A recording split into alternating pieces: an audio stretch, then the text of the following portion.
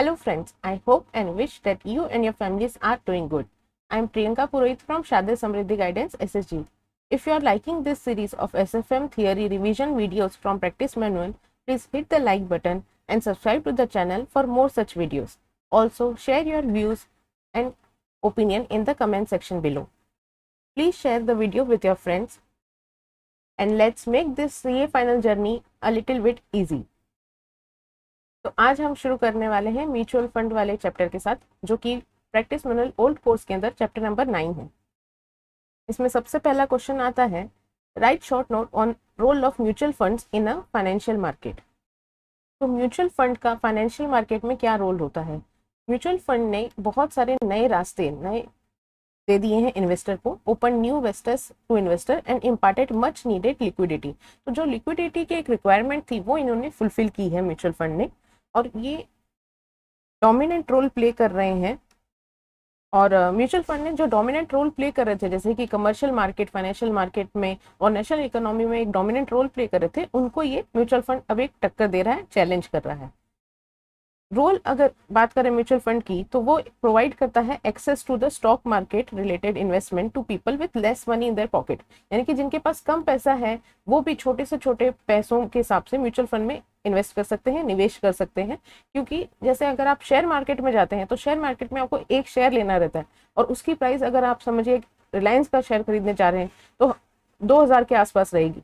लेकिन आप अगर म्यूचुअल फंड के थ्रू इन्वेस्ट करें तो आपको 2000 रुपये पूरे के पूरे भरने की जरूरत नहीं है। आप कम उसके यूनिट्स होते हैं, उस हिसाब से वो होता है म्यूचुअल फंड के, तो आप उसमें भी इन्वेस्ट कर सकते हैं। म्यूचुअल फंड क्या करते हैं, ये एक ट्रस्ट की तरह होते हैं जो कि पूल टुगेदर करते हैं resources from small investor to invest in capital market instruments, जैसे कि share, debentures, bond, treasury bills, commercial paper. यानी कि सबका पैसा एक जगह जमा कर लेते हैं। ये छोटे छोटे जो इन्वेस्टर्स हैं उन सबका पैसा एक जगह जमा कर लेते हैं, तो पूल टुगेदर कर लेते हैं रिसोर्सेज किसकी, स्मॉल इन्वेस्टर के, और फिर इन्हें कैपिटल मार्केट इंस्ट्रूमेंट जैसे कि शेयर, डिबेंचर, बॉन्ड्स, इन सब में ये इन्वेस्ट करता है। इस हिसाब से क्या होता है, आपको एक वेल डाइवर्सिफाइड पोर्टफोलियो बना सकते हैं अपने स्टॉक्स का, भले ही आपके पास कम पैसे क्यों ना हो। यहाँ पे इन्होंने एग्जाम्पल दिया, आप उसको पढ़ सकते हैं और लिख भी सकते हैं। बाकी नहीं तो जो जितना कंटेंट मैंने इसमें हाईलाइट किया है उससे भी आपको पूरे के पूरे मार्क्स मिल जाएंगे।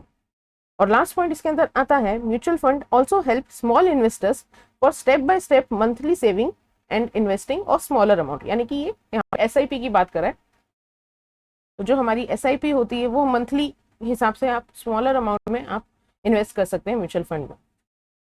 नेक्स्ट क्वेश्चन है, how to establish a mutual fund. तो म्यूचुअल फंड अगर आपको बनाना है तो उसकी प्रोसीजर क्या होता है, उसका प्रोसेस हमें पूरा बताना है। जब भी हम म्यूचुअल फंड बनाना चाहते हैं, कोई भी बनाता है, तो उसे रजिस्टर करना पड़ता है विथ सेबी। जैसे बैंक अगर कोई खोलता है तो उसे RBI की परमिशन लेनी पड़ती है, कंपनीज एक्ट के अंदर रजिस्टर करना पड़ता है। वैसे इसके अंदर जो मेन हेड कौन है म्यूचुअल फंड का, SEBI. Before it can collect funds from public, यानी कि पब्लिक में जाने से पहले उसे सेबी से अप्रूवल लेना होगा, और ये गवर्न होता है by the same set of regulations and are subject to monitoring and inspection by SEBI। तो SEBI क्या करेगा, उनके ऊपर एक रेगुलेशन भी दे देगा और उनको कंटिन्यूअसली मॉनिटर और इंस्पेक्शन करता रहेगा। म्यूचुअल फंड बनाने में आपको सबसे पहले एक स्पॉन्सर की जरूरत होती है। इसका मतलब क्या होता है, ये कोई बॉडी कॉर्पोरेट हो सकती है जो कि या तो अकेले या फिर in combination with another body corporate एक एस्टेब्लिश कर देगा एक mutual fund after completing the formalities prescribed in the SEBI mutual fund regulation. तो सेबी के म्यूचुअल फंड रेगुलेशन फॉलो करने के बाद, सारी फॉर्मेलिटी पूरी करने के बाद, स्पॉन्सर जो कि एक बॉडी कॉर्पोरेट या तो अकेला या किसी और के साथ म्यूचुअल फंड जो है वो रजिस्टर कर सकता है। अब जो रोल है ये स्पॉन्सर का, वो एक प्रमोटर की जैसा होता है। जैसे प्रमोटर होता है कंपनी के लिए, वैसे ही स्पॉन्सर होता है एक म्यूचुअल फंड के लिए, जो कि इनिशियल कैपिटल देता है और ट्रस्टीज को अपॉइंट करता है। उसी तरह जो स्पॉन्सर होते हैं, जो बॉडी कॉर्पोरेट होती है, वो क्या होती है, business of financial service for a period not less than 5 years। तो ये स्पॉन्सर कौन बन सकता है, जो फाइनेंशियल सर्विसेज के बिजनेस में हो कम से कम 5 साल के लिए, और वो फाइनेंशियली साउंड होनी चाहिए और एक फिट पार्टी होनी चाहिए to act as a sponsor in the eyes of SEBI. ये कौन डिसाइड करेगा, आप और मैं तो नहीं करेंगे। सेबी की नजरों में वो एक फाइनेंशियली साउंड और फिट पार्टी होनी चाहिए, और कम से कम 5 साल का उसने बिजनेस कर रखा होना चाहिए किसमें, फाइनेंशियल सर्विसेज में, तभी वो स्पॉन्सर बन सकती है। वैसे ही बॉडी कॉर्पोरेट स्पॉन्सर बन सकती है। इस आंसर में आपको मैं बहुत सारे पॉइंट बता रही हूँ, आपको जो जो याद रहते हैं आप उस हिसाब से लिख के मार्क्स गेन कर सकते हैं। अब इसके अंदर दूसरी चीज आती है कि डीड बनानी पड़ती है जब भी हम ये एग्जीक्यूट करते हैं। तो डीड कौन कौन एग्जीक्यूट करेगा? स्पॉन्सर एग्जीक्यूट करेगा इन फेवर ऑफ ट्रस्टी, क्योंकि स्पॉन्सर बिजनेस हैंडल नहीं करने वाला, ये ट्रस्टी है जो वो चलाएंगे पूरा का पूरा। तो ये जो डीड होगी उसे हम ड्यूली रजिस्टर कर लेंगे। अगली इसके अंदर कंसेप्ट आते हैं कि asset management company. Asset management company कौन होती है? Who holds an approval from SEBI. तो इसके पास भी सेबी का अप्रूवल होता है और ये अपॉइंट की जाती है to manage the affairs of the mutual fund. तो एसेट मैनेजमेंट कंपनी ही म्यूचुअल फंड के अफेयर्स को मैनेज करती है। और ये कौन होते हैं? Asset management company setup as a limited liability company with a minimum net worth of 10 crore rupees. तो एसेट मैनेजमेंट कंपनी मैनेज करेगा म्यूचुअल फंड के अफेयर्स को और उसके ऊपर वो एक लिमिटेड लाइबिलिटी कंपनी ही होती है और उसका मिनिमम नेटवर्थ कैपिटल कितना होगा? नेटवर्थ कितनी होती है? 10 करोड़ की।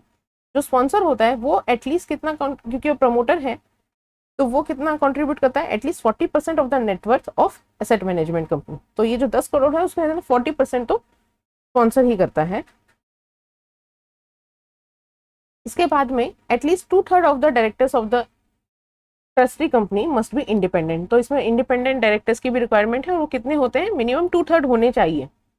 और 50% of the directors of AMC must be independent. तो जब हम ट्रस्टी की बात करते हैं तो ट्रस्टी कंपनी के हिसाब से हम बोलेंगे तो वो होगा एटलीस्ट 2/3, और जो 50% ऑफ एएमसी वो भी इंडिपेंडेंट होने चाहिए। इसके बाद में जो सिक्योरिटीज होगी वो डीमटेरियलाइज सिक्योरिटीज होंगी और ये इसके अंदर एक और पार्टी इन्वॉल्व हो जाएगी, डिपॉजिटरी पार्टिसिपेंट, और उनका the custodian must be independent of sponsor and AMC. तो एएमसी स्पॉन्सर इनके अलावा एक और इंडिपेंडेंट अथॉरिटी, एक और पार्टी होगी जिसे कि हम कस्टोडियन कहेंगे, जिसके पास एक्चुअली ये डिमैटेरियलाइज सिक्योरिटीज वगैरह होंगी। तो इसमें देख सकते हैं आप बहुत सारी पार्टीज इसमें इन्वॉल्व हो गई हैं। तो यहाँ पे इन्होंने एक डायग्रामेटिक रिप्रेजेंटेशन बताया हुआ है, ये समझने में आसानी होगी अभी आपको। देखिए ये एक म्यूचुअल फंड ट्रस्ट है, तो इसे पहले तो आएंगे हमारे इसके अंदर स्पॉन्सर। तो जो स्पॉन्सर होंगे वो एक म्यूचुअल फंड ट्रस्ट क्रिएट करेंगे और ये ही जो स्पॉन्सर हैं वो यहाँ पे अपॉइंट करेंगे ट्रस्टी, जिन्हें कि हम बोर्ड ऑफ ट्रस्टी कह सकते हैं। जो बोर्ड ऑफ ट्रस्टी होंगे वो अपॉइंट करेंगे, board appoints AMC to manage the portfolio. तो ये प्रमोटर हो गए और ये समझ लीजिए ये बाकी सारे शेयर होल्डर्स हो गए और वो ये मैनेजमेंट हो गई, क्योंकि बीओडी एस्टेब्लिश कर रहे हैं अगर आप कंपनी की सेंस में बात करें तो जो बोर्ड ऑफ ट्रस्टी होंगे वो अपॉइंट करेंगे एएमसी को। एएमसी क्या करेगी? वो करेगी, क्योंकि वो मैनेज करने वाली है affairs of the mutual fund, तो ये क्या क्या करेगी? Makes investment in the market instrument. तो एक्चुअल इन्वेस्टमेंट मैनेज वगैरह ये करेंगी, तो यानी कि मार्केट असेट्स ये खरीदेगी। और फिर जो मार्केट एसेट्स जो खरीदेंगे, hold the assets for the beneficiaries. तो किसके लिए? ये जो मार्केट एसेट्स हैं ये तो खरीदेगी और ये होल्ड कौन करेगा? Board of trustee. किसके लिए होल्ड करेंगे? इन्वेस्टर्स के लिए। और ये कौन से हैं? बेनिफिशियरीज ऑफ द एसेट्स, क्योंकि जो एसेट्स इन्वेस्टर कौन हो गए? आप और मैं, जैसे जो हमारे जैसे इंडिविजुअल हैं, बाकी सारे लोग हैं, तो वो म्यूचुअल फंड के अंदर पैसा डालेंगे यहाँ से। तो क्योंकि raises money by selling mutual fund units, इनके बीच में ट्रांजेक्शन होगा और फिर इनका जो पैसा आएगा वो एएमसी द्वारा मार्केट इंस्ट्रूमेंट्स में लगाया जाएगा। तो ये बोर्ड ऑफ ट्रस्टीज बेनिफिशियरीज के लिए होल्ड करके रखेगी और बेनिफिशियरी यहाँ पे कौन हो गए? हमारे जैसे इन्वेस्टर्स। अब हमारे नेक्स्ट क्वेश्चन पे आते हैं। नेक्स्ट क्वेश्चन है what are the advantages of investing in mutual funds. तो म्यूचुअल फंड्स में इन्वेस्ट करने के क्या क्या एडवांटेजेस होते हैं, अभी हम वो देख लेते हैं। सबसे पहला एडवांटेज होता है इसमें कि प्रोफेशनल मैनेजमेंट हो जाता है। कैसे? क्योंकि आप जो रिटेल इन्वेस्टर्स होते हैं, स्मॉल इन्वेस्टर्स होते हैं, वो अवेल कर सकते हैं सर्विस किसकी? एक्सपीरियंस्ड और स्किल्ड प्रोफेशनल की, जो कि बैक्ड अप होती है by a dedicated investment research team. तो ऐसे तो आपके पास प्रोफेशनल मैनेजमेंट नहीं कर पाते, लेकिन अगर आप म्यूचुअल फंड के थ्रू जाएं तो आपको डेडिकेटेड इन्वेस्टमेंट रिसर्च टीम की रिसर्च के हिसाब से आप एक अच्छा सही डिसीजन ले सकते हैं। दूसरी बात आती है डाइवर्सिफिकेशन की। तो डाइवर्सिफिकेशन कैसे? जो म्यूचुअल फंड होती है वो इन्वेस्ट करती है in a number of companies across broad cross section of industries and sectors. तो कई सारे सेक्टर्स और कई सारी इंडस्ट्रीज में ये इन्वेस्ट करती है। उनमें भी पहले तो सेक्टर, जैसे कि आप बोल सकते हैं पब्लिक सेक्टर या फिर एग्रीकल्चरल सेक्टर वगैरह, फिर उसके अंदर एक पर्टिकुलर इंडस्ट्री को सिलेक्ट करेंगे और एक इंडस्ट्री के अंदर कई सारी कंपनीज इन्वॉल्व होंगी, तो बहुत ज़्यादा डाइवर्सिफिकेशन मिल जाता है। अगली बात आती है इसमें कन्वीनियंट एडमिनिस्ट्रेशन। तो कन्वीनियंट एडमिनिस्ट्रेशन क्यों है? क्योंकि सबसे पहले तो पेपर वर्क रेड्यूस हो जाता है, सब ऑनलाइन है, डीमटेरियलाइज फॉर्म में होता है, just on a click of mouse आपके सारे काम हो जाते हैं। Avoid many problem such as bad deliveries, क्योंकि एक म्यूचुअल फंड बीच में एक पार्टी इन्वॉल्व हो जाती है, तो जैसे कि एक्सचेंज रहता है वैसे ही म्यूचुअल फंड बीच की पार्टी हो जाती है, तो फिर डिफॉल्ट का रिस्क नहीं रहता और डिलेड पेमेंट्स भी अवॉइड हो जाते हैं। नेक्स्ट पॉइंट है रिटर्न पोटेंशियल। तो रिटर्न पोटेंशियल अगर आप मीडियम टू लॉन्ग टर्म की अगर बात करें तो म्यूचुअल फंड अच्छा हायर रिटर्न दे देते हैं। जैसे कि अगर आप इंडेक्स म्यूचुअल फंड की बात करें तो वो भी एटलीस्ट अगर हम बोलें तो 15 to 20% उसका रिटर्न रहता है अगर लॉन्ग टर्म की बात करें तो। लॉन्ग टर्म क्या कहना है मेरा यहाँ पे कि 5 ईयर्स से ज़्यादा का अगर हो तो एटलीस्ट आप एवरेज पकड़ सकते हैं कि 15% तो रिटर्न होगा ही होगा। अगली बात आती है लो कॉस्ट। लो कॉस्ट कैसे है? क्योंकि रिलेटिवली लेस एक्सपेंसिव है। अगर आप डायरेक्ट इन्वेस्टमेंट करते हैं अगर कैपिटल मार्केट में, शेयर्स मार्केट में, तो उसके मुकाबले ये रिलेटिवली लेस एक्सपेंसिव है। और benefits of scale of brokerage भी मिल जाता है क्योंकि यहाँ पे थोड़ा लेस होती है ये सब fees as compare to share market. अगला पॉइंट आता है लिक्विडिटी। तो इसके अंदर स्कीम्स जो होती हैं वो दो तरह की होती है, एक तो ओपन एंडेड स्कीम होती है, क्लोज एंडेड स्कीम होती है। ओपन एंडेड में क्या होता है, आप कभी भी एंट्री कभी भी एग्जिट कर सकते हैं। जैसे फंड की एक पर्टिकुलर डेट होती है, आप उस वो टाइम बाउंड नहीं रहता कि आप इस वक्त ही कर सकते हैं उसमें एंट्री, आप कभी भी कुछ कुछ ऐसे स्कीम्स होती है जो ओपन एंडेड होती है, तो इसीलिए एक लिक्विडिटी बनी रहती है और आप अगर पैसा निकालना चाहें तो तभी के तभी निकाल भी सकते हैं क्योंकि नेट एसेट वैल्यू के ऊपर ही उसकी डेली ये कंप्यूटिंग होती रहती है नेट एसेट एनएवी वैल्यू की। तो फिर इसमें एक लिक्विडिटी मिलती है कि आपको इनकेस पैसों की जरूरत पड़ी तो आप तभी के तभी वो निकाल भी सकते हैं। अगला पॉइंट आता है इसमें ट्रांसपेरेंसी का, कि ट्रांसपेरेंसी कैसे है? क्योंकि इन्वेस्टर्स को क्या है, एक रेगुलर इन्फॉर्मेशन मिलती रहती है, क्योंकि जो म्यूचुअल फंड होते हैं उन्हें एक डिस्क्लोजर और रिटर्न्स वगैरह रेगुलरली सेबी को भी सबमिट करने होते हैं, तो उस हिसाब से पब्लिक में भी वो सारी इन्फॉर्मेशन जारी होती ही रहती है। अदर बेनिफिट्स में क्या क्या आएगा? Regular withdrawal and systematic investment. तो म्यूचुअल फंड प्रोवाइड करता है आप रेगुलरली विड्रॉ क्योंकि उसमें अलग अलग प्लान्स हैं, उस हिसाब से आप रेगुलर विड्रॉवल के हिसाब से भी रख सकते हैं। और एक सिस्टमेटिक इन्वेस्टमेंट प्लान्स यानी कि वही एसआईपी जो होती है हमारी, वो ये प्रोवाइड करता है, तो आप स्विच कर सकते हैं from one scheme to another without any load. और ये भी इसका एक फायदा है कि आप अलग अलग स्कीम्स के अंदर स्विच कर सकते हैं। तो रेगुलर विड्रॉवल और एसआईपी सिस्टमेटिक इन्वेस्टमेंट प्लान। अगला पॉइंट आता है ये हाईली रेगुलेटेड है, जैसे कि हमने पहले ही देख लिया कि जो सेबी है वो उसके साथ रजिस्टर होना पड़ता है और वो स्ट्रिक्टली रेगुलेट की जाती है according to mutual fund regulations. Next point आता है इसमें economies of scale. Economies of scale क्यों है? क्योंकि बहुत लार्ज नंबर्स ऑफ इन्वेस्टर्स होते हैं, उनका सारा का सारा पैसा पूल टुगेदर होता है और तब जाके म्यूचुअल फंड एक तरह से इन्वेस्टमेंट करती है। Allows retail investor to access high entry level markets like real estate. तो इसीलिए जो छोटे छोटे रिटेल इन्वेस्टर्स होते हैं, स्मॉल इन्वेस्टर्स होते हैं, वो एक हाई एंट्री लेवल मार्केट, क्योंकि सबका पैसा एक जगह पुल हो जाता है और फिर वो इन्वेस्टमेंट होती है, इसके लिए आप बड़े बड़े हाई एंट्री लेवल मार्केट जैसे कि रियल एस्टेट में भी आप इन्वेस्ट कर सकते हैं। और लास्ट पॉइंट आता है इसका फ्लेक्सिबिलिटी। इसमें क्या लिखा है कि जैसे कि आपको एसआईपी मिलता है, सिस्टमेटिक इन्वेस्टमेंट प्लान और सिस्टमेटिक विड्रॉवल प्लान भी होता है, तो एक वाइड रेंज ऑफ स्कीम्स मिल जाती है म्यूचुअल फंड के अंदर। अब देखिए अगला क्वेश्चन है हमारा drawbacks of investment in mutual fund. तो ये मैंने मार्किंग कर रखी है क्योंकि जो हमने एडवांटेजेस देखे थे ना, उसी को ही यहाँ पे डिसएडवांटेज के रूप में भी बताया गया। तो देखिए मैंने मार्किंग कर रखी है, जैसे डाइवर्सिफिकेशन हमने क्या कहा था कि अक्रॉस आप अलग अलग इंडस्ट्रीज में, अलग अलग सेक्टर्स में, अलग अलग कंपनीज में इन्वेस्ट कर सकते हैं। तो इसके जैसे क्या लिखा हुआ है डाइवर्सिफिकेशन के ऊपर कि ज़्यादा ओवर डाइवर्सिफिकेशन से क्या होता है, रिस्क तो मिनिमाइज हो जाता है लेकिन हायर रिटर्न्स की भी गारंटी नहीं रहती। क्यों? क्योंकि एक जगह प्रॉफिट होगा, दूसरी जगह लॉस होता रहेगा, तो वो हो सकता है कि आपका प्रॉफिट और लॉस आपस में ही सेट ऑफ कर दे। तो इसीलिए हायर गारंटी रिटर्न्स की नहीं होती यहाँ पे ज़्यादा अगर डाइवर्सिफिकेशन हो जाए तो। उसके बाद में लिखा है कि रिटर्न पोटेंशियल हमने कहा था कि मीडियम टू लॉन्ग टर्म अगर रहोगे तो फिर उसमें हायर रिटर्न मिल सकता है।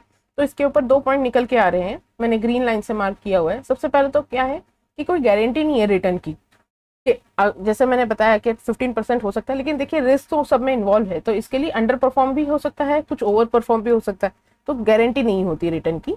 और नेक्स्ट पॉइंट आता है कि पास्ट परफॉर्मेंस को देख के आप फ्यूचर को प्रिडिक्ट नहीं कर सकते। अगला पॉइंट आता है कि हमने कहा था कि लो कॉस्ट है क्योंकि रिलेटिवली लेस एक्सपेंसिव है अगर आप डायरेक्ट मार्केट्स में इन्वेस्ट करें तो। इसमें लिखा हुआ है कि म्यूचुअल फंड के अंदर भी जो कॉस्ट इन्वॉल्व होती हैं, जैसे कि entry load, exit load, fees पे टू एएमसी, मतलब इसके अंदर भी कुछ कुछ कॉस्ट तो इन्वॉल्व नहीं है, ऐसा तो है नहीं कि बिल्कुल फ्री है, तो वो आपको कॉस्ट भी कंसिडर करनी होती है।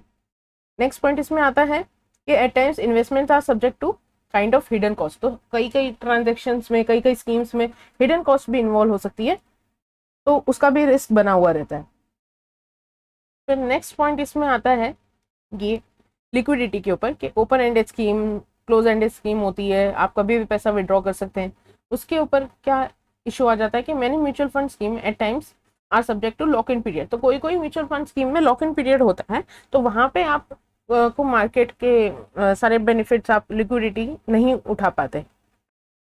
अगला पॉइंट आता है ट्रांसपेरेंसी का, कि यूँ तो ये रेगुलेटेड सेक्टर है बहुत ही ज़्यादा, और इन्हें बहुत सारी इन्फॉर्मेशन भी डिस्क्लोज करनी होती है क्योंकि सेबी रेगुलेटेड है।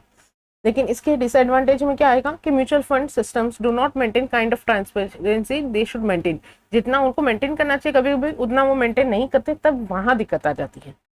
और लास्ट पॉइंट इसके अंदर आप ये लिख सकते हैं कि हाईली रेगुलेटेड, जो हमने कहा कि सेबी स्ट्रिक्टली रेगुलेट करता है, तो यहाँ पे लिखा है कि अनएथिकल प्रैक्टिसेस तो देखिए आजकल हो ही जाती है कहीं ना कहीं, तो अगर वैसा कुछ हो कि कहीं अनएथिकल प्रैक्टिसेस हो रही हैं, कोई सिस्टर कंसर्न को ही गेन किया जा रहा है, तो फिर उसमें अल्टीमेटली इन्वेस्टर का तो लॉस हो ही जाएगा।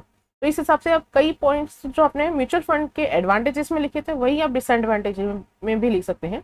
और उसके अलावा ये 3 पॉइंट है एक्स्ट्रा में, तो आप लिख सकते हैं कि रिड्रेसल ऑफ ग्रीवेंसेस आसानी से नहीं हो पाता, फिर पर्सनल टैक्स सिचुएशन आपको देखनी पड़ती है कि भाई अगर आप सेल करेंगे तो आपका capital gain tax long term लग रहा है, शॉर्ट टर्म लग रहा है, कितना टैक्स लग रहा है, उस हिसाब से आपको देखना होता है। और लिक्विडिटी ऑफ म्यूचुअल फंड भी रिस्क हो जाती है, क्योंकि इंक्रीज अगर कमीशन और फीस में अगर इंक्रीज हुआ तो आपके डायरेक्टली पोर्टफोलियो पे भी, उसके रिटर्न के ऊपर भी असर पड़ेगा। इसके बाद में क्वेश्चन आता है explain briefly about the net asset value, यानी कि NAV of a mutual fund scheme. तो इसमें आपने, अगर आप ओल्ड कोर्स से हैं तो आपने एनएवी का डेफिनेशन आपके एफआर में भी पढ़ा होगा, वो भी आप यहाँ लिख सकते हैं। एनएवी का मतलब क्या होता है? NAV is a total asset value, यानी कि net of expense per unit of the fund calculated by the AMC at the end of every business day, यानी कि डेली बेसिस पे कैलकुलेट होती है। और इसमें आता क्या क्या है? Net asset value, net of expenses, per unit पे हम निकालते हैं तो एनएवी पर यूनिट आ जाती है, और अगर टोटल नंबर ऑफ यूनिट से मिलाते हैं तो net asset value of the mutual fund scheme आ जाती है। एनएवी क्या रिफ्लेक्ट करती है? रिफ्लेक्ट करती है रियलाइजेबल वैल्यू, कि अगर आज के आज हम, हमारा जो हमने इन्वेस्टमेंट कर रखी है, हमने मतलब म्यूचुअल फंड ने जो इन्वेस्टमेंट कर रखी है उसकी टोटल वैल्यू कितनी है और उसकी लाइबिलिटी उसको कितनी चुकानी। अगर सारी चीजें आज बेच दी जाए तो एक्चुअल जो म्यूचुअल फंड के इन्वेस्टर हैं उनके हाथ में कितने पैसे आएंगे। और यही वैल्यू होती है, एनएवी वो वैल्यू होती है जिसके ऊपर नए इन्वेस्टर जो होते हैं वो म्यूचुअल फंड में ज्वाइन होते हैं किसी भी पर्टिकुलर स्कीम में, किसी भी पर्टिकुलर डेट पे। जैसे कि अगर आज की डेट जो चल रही है, कल की जो डेट चल रही है, वो डेट की वो जो प्राइस होती है वो किस बेसिस पे कैलकुलेट होती है? वो और कुछ नहीं, वो एनएवी ही रहती है हर इंडिविजुअल डे की।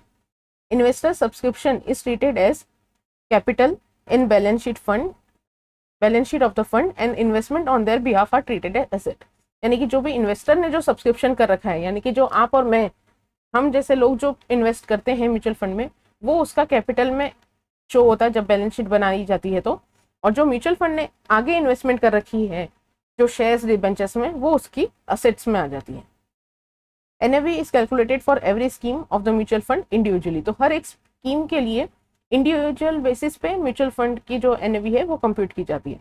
और फिर aggregate value of the mutual portfolio, वो क्या होता है? Aggregate value of the different investment, यानी कि एनएवी का फॉर्मूला फिर से लिख दिया हमने कि net asset of the scheme divided by the number of units outstanding. Units outstanding का मतलब है कितने यूनिट्स उसने इशू कर रखे हैं। अब यहाँ पे नेट एसेट्स स्कीम के अंदर जब हम निकालते हैं तो नेट एसेट्स में क्या क्या आता है? मार्केट वैल्यू ऑफ इन्वेस्टमेंट, यानी कि एक्चुअल में हमने कितना इन्वेस्ट कर रखा था, अब उसकी आज की तारीख में क्या मार्केट वैल्यू हो गई है वो लेना है। बुक वैल्यू नहीं लेना है, मार्केट वैल्यू लेना है। फिर रिसीवेबल क्या क्या है, क्योंकि मार्केट इन्वेस्टमेंट कर रखी है तो उसके अंदर आपको रिसीवेबल्स भी होंगे कुछ, या कुछ आपने सेल कर रखी है वो। फिर अक्रूड इनकम कितनी है, इन्वेस्टमेंट के ऊपर आपको डिविडेंड, कैपिटल गेन, वो जो म्यूचुअल फंड को मिलेगा वो सारा यहाँ पे आएगा। फिर बाकी और कोई एसेट्स जो होल्ड कर रखे हैं वो, इनमें से हम माइनस करेंगे क्योंकि नेट एसेट्स का है हमने, तो हमारे लाइबिलिटी जो माइनस होगी उसमें क्या क्या आ जाएगा? अक्रूड एक्सपेंसेस, जैसे कुछ मैनेजमेंट एक्सपेंसेस वगैरह हैं वो, कुछ पेएबल्स बाकी हैं और अदर लाइबिलिटीज, ये सारी डिडक्ट करके हमारा नेट एसेट्स आ जाएगा। जो म्यूचुअल फंड होते हैं वो आर मार्क टू मार्केट, क्यों? क्योंकि हर समय हम मार्केट के हिसाब से उसको कस्टमाइज करते रहते हैं, उसको जो चेंज मार्केट में आता है वो इनकॉर्पोरेट होता जाता है म्यूचुअल फंड की प्राइस में। इसीलिए the value of investment for computing NAV will be eight market value. SEBI जो होती है वो उसने नोटिफाई की है कि क्या उनको वैल्यूएशन नॉर्म्स फॉलो करते रहने चाहिए कोई भी mutual fund.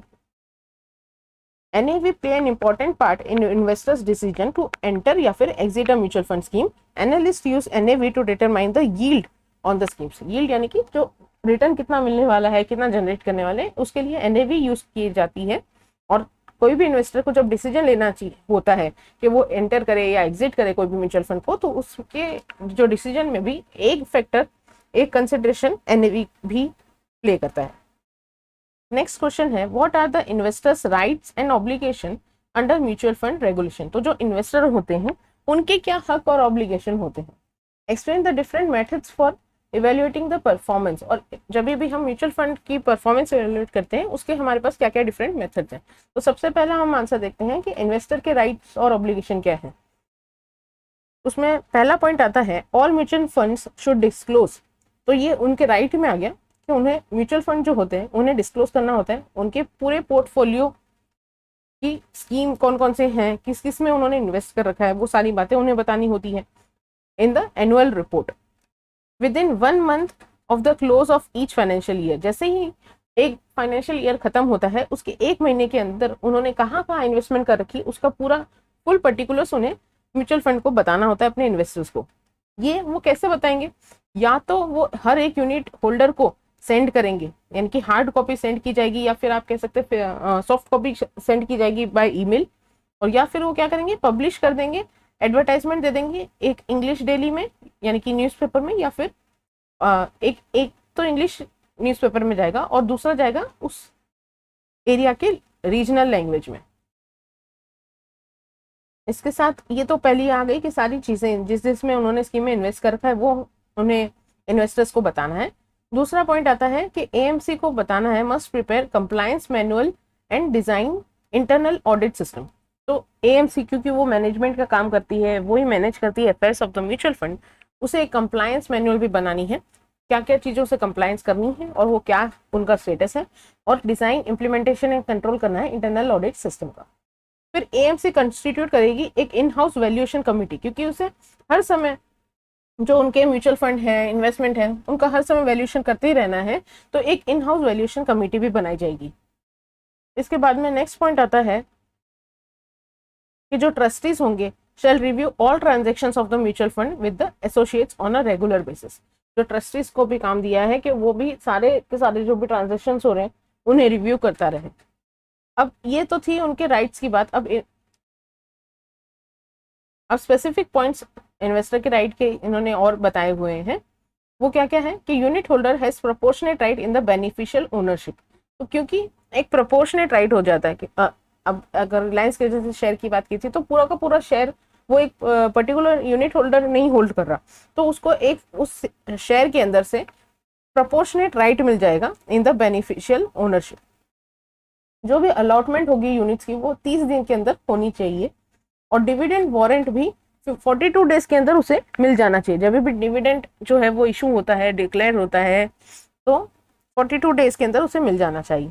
AMC can be terminated bye 75% of unit holders. अगर 75% ऑफ यूनिट होल्डर्स डिसाइड कर लें, वोटिंग कर लें कि उन्हें ये AMC नहीं पसंद है जो मैनेज कर रहा है अफेयर्स ऑफ द कंपनी यानी कि म्यूचुअल फंड, तो वो 75% होने चाहिए। उनको हक है कि वो AMC को भी चेंज कर सकते हैं, टर्मिनेट कर सकते हैं।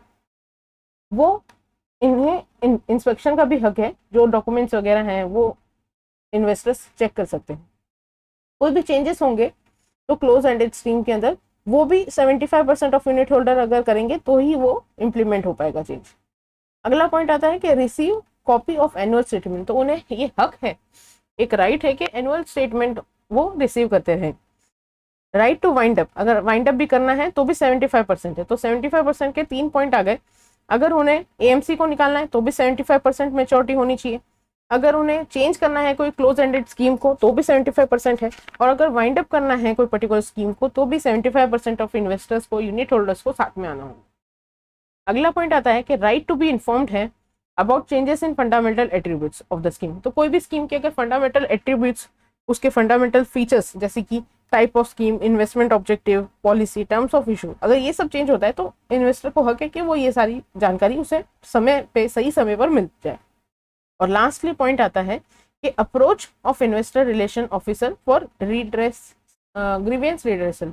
तो एक ग्रीवियंस, अगर कुछ भी दुख दर्द हुए, उनका रोना धोना जो भी है, मतलब उनकी कंप्लेंट्स एंटरटेन करने के लिए एक ग्रीवियंस रिड्रेसल बनना चाहिए, और इन्वेस्टर्स के पास अपॉर्चुनिटी होनी चाहिए कि वो उन्हें आसानी से अप्रोच कर पाए उन रिलेशनशिप ऑफिसर को। जैसे कि हमारे पब्लिक रिलेशन ऑफिसर होते हैं, वैसे ही यहाँ पे रिलेशनशिप ऑफिसर लिखा गया है। अब हक तो दिए हैं, राइट्स तो दिए हैं, लेकिन वो लिमिटेड है, अनलिमिटेड नहीं है। तो उनमें लीगल लिमिटेशंस क्या क्या है इन्वेस्टर के राइट को, कि unit holders can not sue the trust but they can initiate public proceeding against the trustees. तो ठीक है, वो एकदम से स्यू नहीं कर देंगे, लेकिन हाँ वो प्रोसीडिंग्स जो है वो इनिशिएट कर सकते हैं if they feel that they are being cheated.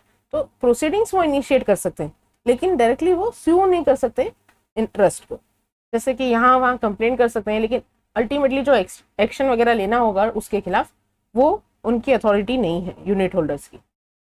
Next point इसके अंदर आता है कि AMC can not be sued to make good for any shortfall. तो यानी कि एएमसी क्योंकि वो खाली सिर्फ मैनेज कर रही है, वो उसे भी स्यू नहीं किया जा सकता कि वो जो भी शॉर्टफॉल अगर आई हो स्कीम के अंदर, कुछ लॉस वगैरह हो गया, तो वो एएमसी को हम होल्ड नहीं कर सकते, उसको इतना रिस्पॉन्सिबल नहीं कर सकते कि तुम ही उसकी भरपाई करोगे। फिर आते हैं ऑब्लिगेटर्स, उनके ऑब्लिगेशंस क्या क्या है इन्वेस्टर के। तो इन्वेस्टर को क्या करना है, should carefully study the risk factors. जो जो रिस्क इन्वॉल्व हैं वो उसे खुद सावधानी बरत के डिसीजन लेने हैं, और सारी इंफॉर्मेशन की जांच पड़ताल करनी है। और सेकेंड कि वो मॉनिटर करते रहना चाहिए, समय समय पर उसकी जांच करते रहनी चाहिए, उसे एक फॉलो अप मेंटेन करके रखना चाहिए, मॉनिटर करते रहना चाहिए। उनकी जो रिपोर्ट्स इशू होती है उन्हें स्टडी करके, अदर फाइनेंशियल स्टेटमेंट को पढ़ के उस हिसाब से वो स्कीम के ऊपर मॉनिटर कर सकता है। नेक्स्ट पॉइंट आता है इसके अंदर, नेक्स्ट सेपरेट क्वेश्चन ही आप कह सकते हैं इसे, मेथड ऑफ इवेल्युएटिंग परफॉर्मेंस। तो जब भी हमें म्यूचुअल फंड की जो परफॉर्मेंस होती है वो हम किस हिसाब से इवेल्युएट कर सकते हैं, उसकी क्या क्या मेथड है। तो 3 मेथड है। सबसे पहला है शार्प रेशो, दूसरा है ट्रेनर रेशो, और तीसरा है जेनसन सेल्फा रेशो। तो शार्पेज रेशो इसके अंदर क्या है, यहाँ पे हम क्या चेक करते हैं, the excess return earned over the risk free return on portfolio. Excess return हमने कितना अर्न किया है, अगर हम रिस्क फ्री रिटर्न से कितना कमाते हैं उससे ज्यादा कितना कमाया है, वो वाला हम इसमें यूज करते हैं, जिससे कि हम स्टैंडर्ड डेविएशन कहते हैं। तो पोर्टफोलियो का टोटल रिस्क वो इसमें ध्यान में रखते हैं। ये देखिए यहाँ पे फॉर्मूला भी दिया हुआ है। शार्पेज रेशो कैसे निकलता है, रिटर्न ऑफ पोर्टफोलियो और minus the risk free investment. अगर रिस्क फ्री, जैसे अगर आप कह सकते हैं एफडी वगैरह में अगर इन्वेस्ट करते तो कितना परसेंट आता, और standard deviation of the portfolio. अगर आपको इन सब की ज्यादा डिटेल चाहिए तो आप पोर्टफोलियो वाला चैप्टर देख सकते हैं, उसमें मैंने ये डिटेल में एक्सप्लेन किया हुआ है कि स्टैंडर्ड डेविएशन क्या होता है और बीटा क्या होता है। तो this formula uses the volatility of the portfolio. इसे हम कहते हैं वॉलेटिलिटी यूज करता है, कितना वॉलेटाइल है, कितना डायनामिक है। Higher a Sharpe ratio the better. तो जितना ये ज्यादा आएगा, समझिए 1.1 है और 2.1 है, तो कौन सा हमारे लिए बेटर होगा, 2.1। उसे हिसाब से हम रैंकिंग दी जाएगी, तो हायर द बेटर।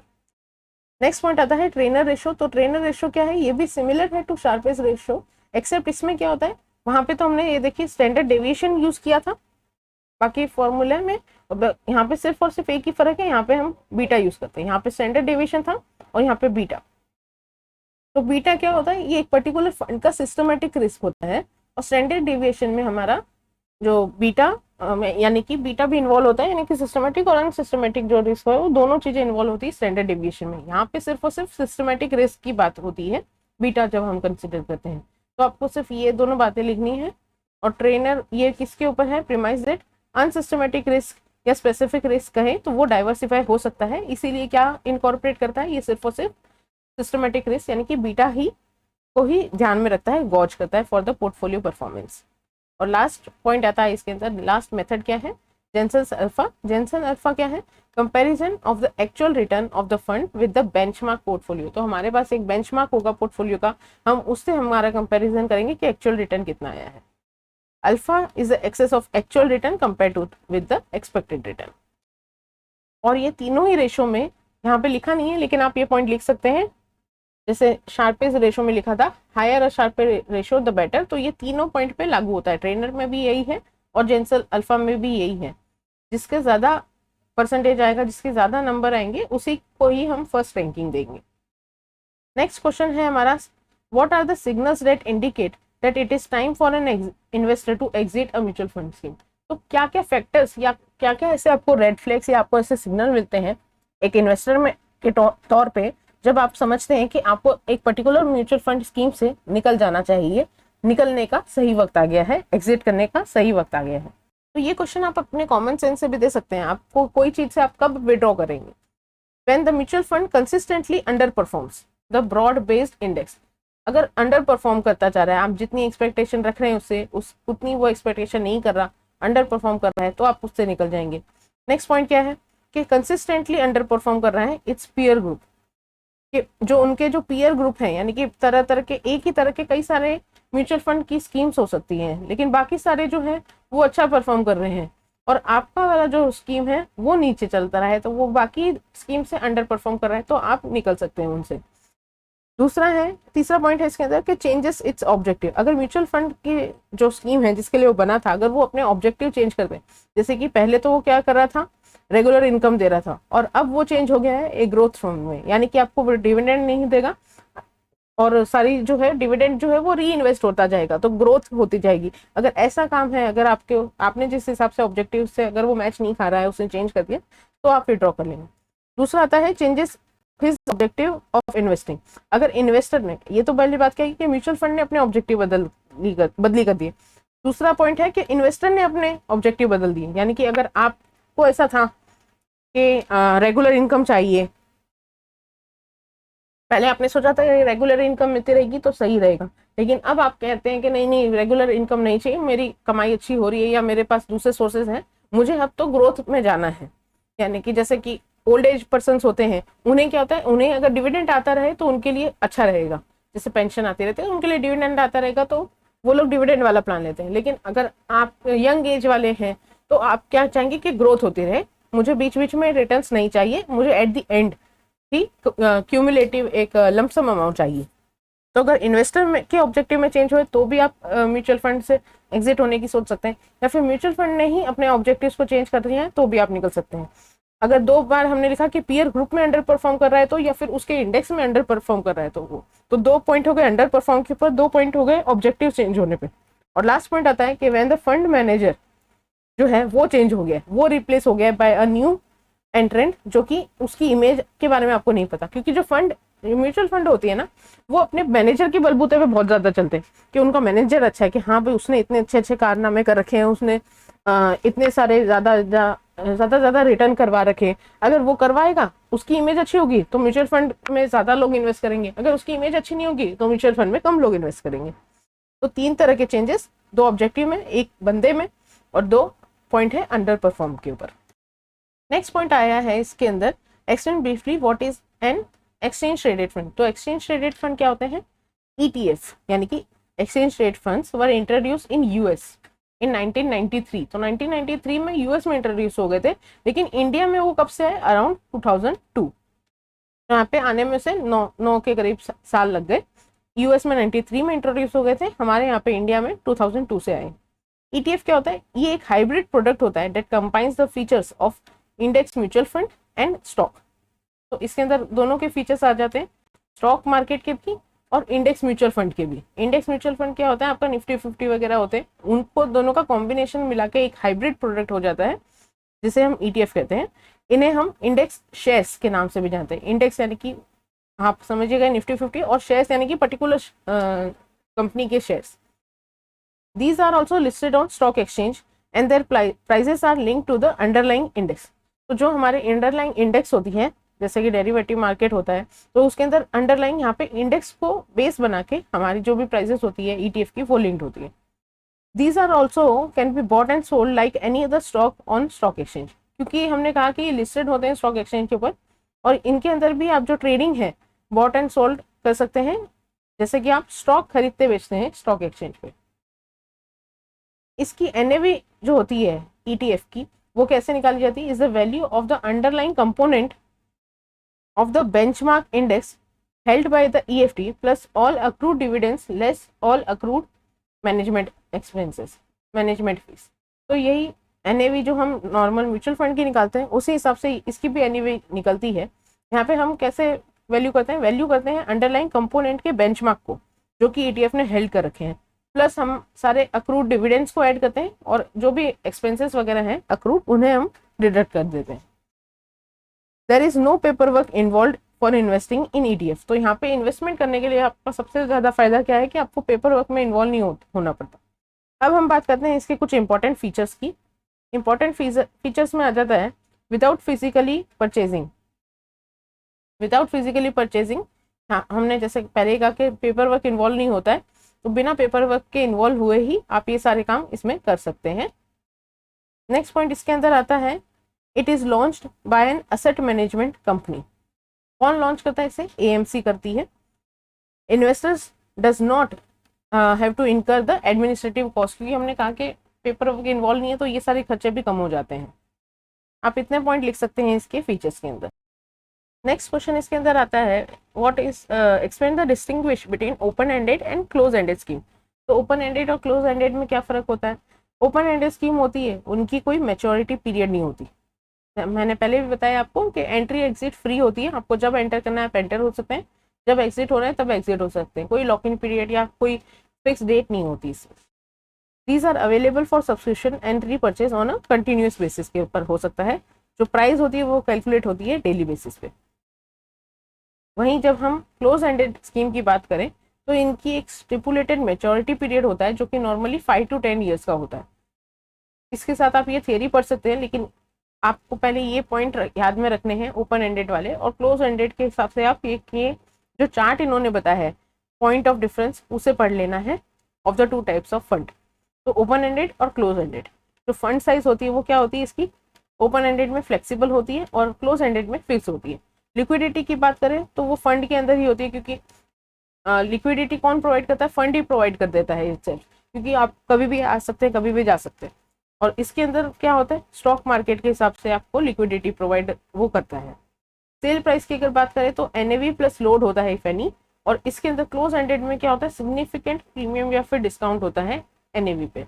इसमें लोड और वगैरह नहीं होता, लेकिन क्योंकि क्लोज एंडेड होता है पर्टिकुलर डेट के ऊपर होता है तो उस हिसाब से आपकी सिग्निफिकेंट प्रीमियम और डिस्काउंट लग जाता है एनएवी के ऊपर। अवेलेबिलिटी भी हम कहें तो वो फंड के अंदर ही मिल जाती है, म्यूचुअल फंड के अंदर। और ये क्या होते हैं? क्लोज एंडेड वाले जो होते हैं वो एक्सचेंज के थ्रू होते हैं, वो वहीं पे लिस्ट होके करते हैं। इंट्राडे ट्रेडिंग की अगर बात करें तो ओपन एंडेड स्कीम में ये नहीं हो पाता, और क्लोज एंडेड स्कीम में भी क्या होता है उसमें तो कर ही नहीं सकते, ओपन एंडेड में तो हो ही नहीं सकती, और क्लोज एंडेड में अगर आप करना चाहेंगे तो थोड़ा एक्सपेंसिव पड़ जाता है, इसके लिए भी अवॉइड करना चाहिए इंट्राडे ट्रेडिंग। अगला पॉइंट इसमें आता है right a short note on money market mutual fund. तो मनी मार्केट म्यूचुअल फंड क्या क्या होता है? मनी मार्केट में हम बात करें तो इस चैप्टर में हमने देखा था मनी मार्केट ऑपरेशन में मनी मार्केट किससे डील करता है? शॉर्ट टर्म मनी होता है, तो शॉर्ट टर्म मार्केट हो गया। तो सबसे पहली लाइन इसमें क्या लिखनी? It is an important part of financial market, an important part of financial market is money market. तो मनी मार्केट फाइनेंशियल मार्केट का एक इंपॉर्टेंट हिस्सा है। It is a market for short term money, short term money ही आ जाता है जब भी मनी मार्केट की बात होती है तभी वो शॉर्ट टर्म से ही डील करता है। It plays a crucial role in maintaining the equilibrium, एक इक्विलिब्रियम एक बैलेंस मेंटेन करने में बहुत ही ज्यादा मदद करता है। किसके अंदर बैलेंस बनाता है? ये शॉर्ट टर्म डिमांड और सप्लाई, जो हमारी शॉर्ट टर्म डिमांड है और सप्लाई है उसमें एक अच्छा बैलेंस क्रिएट करने के लिए मनी मार्केट म्यूचुअल फंड बहुत ही क्रूशियल रोल प्ले करता है। Such schemes invest in safely in a safe, highly liquid instrument included in commercial papers, certificates, deposits and government securities। तो एक बहुत ही जो हाईली लिक्विड इंस्ट्रूमेंट्स होते हैं उनमें ये इन्वेस्ट करता है। Money market mutual fund provide करता है high returns and highest safety to the ordinary investors, और हाईएस्ट रिटर्न भी देता है और हाईएस्ट सेफ्टी भी देता है। Money market mutual fund schemes are active players of the money market. ये एक्टिव प्लेयर्स में आते हैं। ये चैनलाइज करते हैं जो भी आइडल शॉर्ट फंड्स हैं, जो थोड़े थोड़े समय के लिए जो शॉर्ट फंड्स हो जाते हैं, उनको ये चैनलाइज कर देता है। जहाँ पे कमी है वहां से लेके जहाँ पे जरूरत है वहां पे पहुंचा देता है। जहाँ पे एक्सेस है वहां से लेके सरप्लस से लेके कमी तक शॉर्टनेस पे जो होता है वहां पे पहुंचा देता है। यानी कि जो छोटे छोटे इन्वेस्टर्स होते हैं उनके पास अगर सरप्लस फंड होता है, और जो बड़ी कॉर्पोरेट कंपनीज होती है उनके पास जो उनकी शॉर्ट टर्म और इमरजेंसी रिक्वायरमेंट्स होती हैं, उनकी नीड्स को ये फुलफिल कर देता है। कौन? Money market mutual fund. तो अब हम आ गए हैं हमारे आखिरी क्वेश्चन पे। इसके अंदर 3 पार्ट्स हैं एक्चुअली। पहला है who can be appointed as an AMC. तो एएमसी के लिए कौन अपॉइंट हो सकता है, उसको क्या क्या कंडीशन फुलफिल करनी होती है एएमसी बनने के लिए, और एएमसी के ऑब्लिगेशंस क्या क्या है।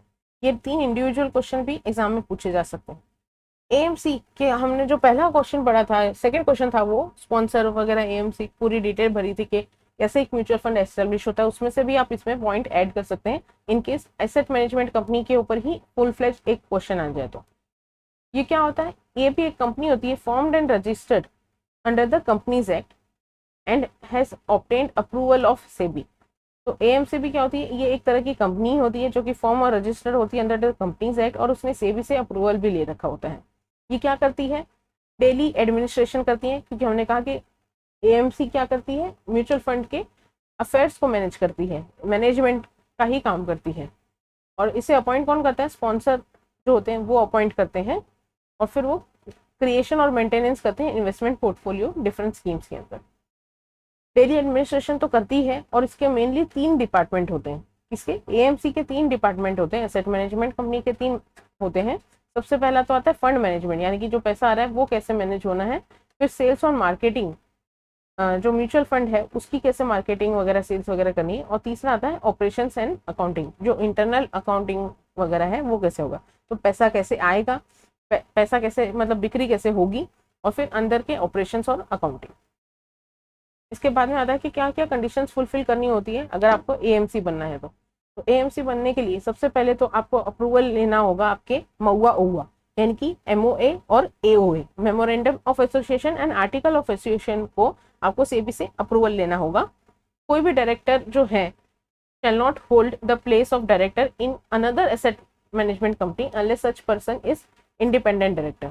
तो वो एक जो बंदा है, एक जो डायरेक्टर है, वो 2 एएमसी में एट अ टाइम नहीं बन सकता डायरेक्टर। अगर जब तक कि अगर वो इंडिपेंडेंट डायरेक्टर है तो कर सकता है, इसके अलावा नहीं कर सकता। और उसे साथ ही साथ बोर्ड का भी अप्रूवल लेना होता है। बोर्ड यानी कि यहाँ पे मतलब है of the AMC of which such person is a director. तो जिसमें पहले से वो डायरेक्टर है, उस एएमसी उस कंपनी के जो बोर्ड है उससे, बोर्ड ऑफ ट्रस्टी से उनका अप्रूवल लेना इससे जरूरी होता है। और एटलीस्ट 50% ऑफ द डायरेक्टर्स जो होंगे एएमसी के वो इंडिपेंडेंट होने चाहिए, यानी कि उनका एसोसिएशन नहीं होना चाहिए, वो किसी भी तरह से स्पॉन्सर से लिंक्ड नहीं होने चाहिए। यही बात थी इसमें। क्या क्या ये 2 कंडीशंस उन्हें फुलफिल करनी होती है। सबसे पहले तो मऊआ हुआ जो है उनका वो अप्रूव होना चाहिए सेबी से, और फिर जो डायरेक्टर है वो कॉमन नहीं होना चाहिए 2 एसेट मैनेजमेंट कंपनी में। अगर इनकेस कॉमन है तो वो इंडिपेंडेंट डायरेक्टर होने चाहिए, और बोर्ड जो दूसरी पहले वाली कंपनी है उससे अप्रूवल भी लेना जरूरी है। और 50% ऑफ द डायरेक्टर्स क्या होने चाहिए, इंडिपेंडेंट होने चाहिए। ये एएमसी की कंडीशन है। और लास्ट पॉइंट आ जाता है अभी कौन कौन सी कंडीशंस फुलफिल करनी है उन्हें इन्फॉर्म करना है सेबी को ऑफ एनी मटेरियल चेंज। जब भी एएमसी के अंदर कोई भी मतलब म्यूचुअल फंड के अंदर कोई भी बड़ा चेंज होता है, मटेरियल चेंज होता है, तो वो उन्हें सेबी को बताना है। जैसे कि no appointment of director without the approval of trustee, तो बिना ट्रस्टी के अप्रूवल के डायरेक्टर को अपॉइंटमेंट नहीं करनी है। जो भी सेबी के म्यूचुअल फंड रेगुलेशन है उन्हें कंप्लाई करना है। कोई भी तरह का चेंज अगर होता है कंट्रोलिंग इंटरेस्ट में तो वो नहीं करना है unless it is prior approval of trustee और सेबी का ना ले लिया हो। तो कुछ भी चेंज वगैरह करने हैं कंट्रोलिंग इंटरेस्ट में तो प्रायर अप्रूवल सेबी से भी लेना है और ट्रस्टी से भी लेना है। और इनके साथ ही एक रिटन कम्युनिकेशन होना चाहिए अबाउट द प्रपोज चेंज। तो और जो भी चेंज होने वाला है उसका एक रिटन कम्युनिकेशन भेजना चाहिए।